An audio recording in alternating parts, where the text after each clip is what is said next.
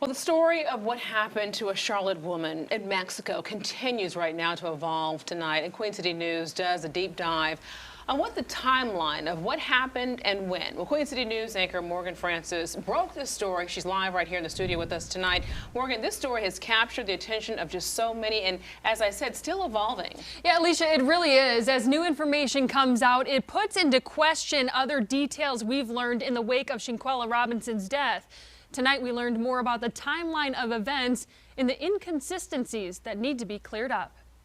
Family says Shanquella Robinson arrived to their luxurious Ocean View home, Villa Linda 32, on October 28th. The guest list notes there were 7 people on the trip. Robinson called her mom to tell her a chef was cooking them dinner that night. I said, well, okay, I love you, have a good night. And she talked to her the next day. We know at some point Robinson was violently assaulted by another woman inside the villa. Picture comparison with the villa's online photo gallery confirms the fight happened in the master suite. Multiple people watched the fight, encouraging Quella to fight back. Quella, can you at least fight back? No. She says no before she's thrown to the ground and punched and kicked in the head and back of the neck. Investigative reporter Gerardo Zuniga with Metro Polymix shared the police report with Queen City News. It says on October 29th at 2:13 p.m., the group called for a doctor, telling that doctor Robinson drank too much alcohol and they wanted to give her an IV. At 3:15 p.m., the doctor arrived and noted Robinson had a poor verbal response in a drunken state, with stable vital signs and was dehydrated. Dr. Carolina Beatriz Ornelias Gutierrez recommended they transfer Robinson to the hospital, but her friends insisted they treat her on site. At 4:20, Robinson had a seizure, and that's when her friend, named in the report as Wenter Donovan, called 911 to request an ambulance. During that time, Robinson's condition deteriorated. Dr. Gutierrez declared her deceased just before 6 p.m.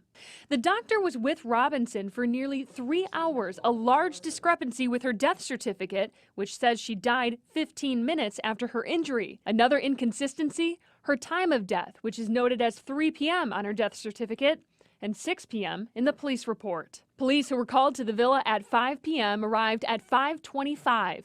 They tell Queen City News friends also told officers Robinson had alcohol poisoning, something they say they knew was false when her autopsy came back. On November 9th, Robinson's mother, frustrated and seeking the truth, speaks to Queen City News, telling us she doesn't believe the story her daughter died of alcohol poisoning, something her so-called friends were also telling the family. On November 10th, Robinson's body arrived back home to family along with her death certificate, which listed her cause of death a severe spinal cord injury and atlas luxation, which is instability in the top vertebrae in the neck.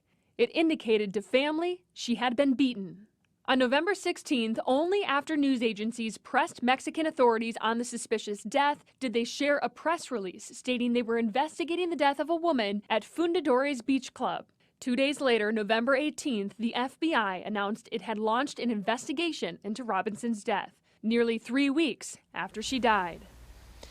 Now, in that police report, the doctor lists her cause of death as cardiac arrest, not a severe spine injury.